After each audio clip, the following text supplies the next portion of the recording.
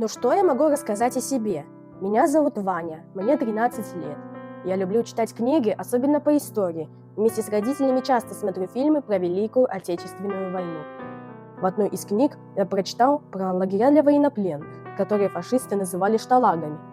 Один из таких лагерей находился в деревне Масюковщина, которая сейчас является одним из районов Минска. Когда я об этом узнал, мы вместе с родителями приехали посмотреть на сооружения лагеря, которые сохранились с военных времен. Лагерь в Масюковщине назывался Шталаг 352. У фашистов во время войны было более 200 таких лагерей в Германии и на оккупированных территориях.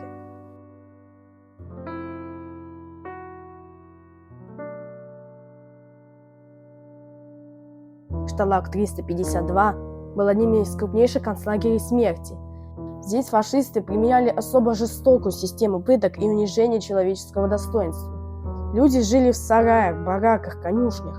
Военнопленным не хватало места. Многие осенью и зимой в 1941-1942 годах содержались в лагере под открытым небом, где погибали от холода, голода и болезней. В лагере царила антисанитария, а воды вообще не было. Поэтому пленные были вынуждены собирать снег, смешанный с грязью, и им утолять жажду. Их кормили один раз в день, давали 80-100 грамм хлеба и 2 кружки перового супа. Людей расстреливали за малейшую провинность, практиковались массовые расстрелы.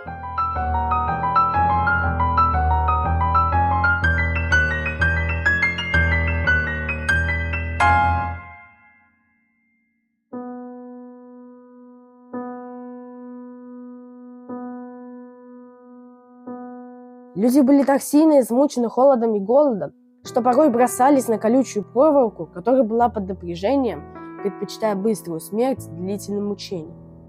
С июля 1941 года по 3 июля 1944 года в Шталаге 352 погибло более 80 тысяч пленных солдат и офицеров советской армии и мирных жителей из Минска и окрестных деревень. Погибших узников хоронили в братских могилах.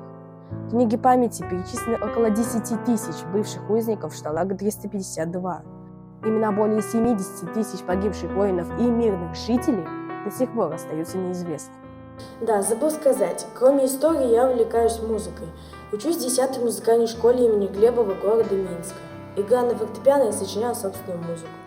У меня родилась мелодия «Душа за колючей проволокой». Я посвятил эту музыкальную пьесу памяти узников Шталага 352. Я думаю, что мы, молодое поколение, просто обязаны сохранить память о событиях той войны, чтобы ее ужасы не повторились вновь. Приходите в музей, почтите память героев минутой молчания у стены мемориала.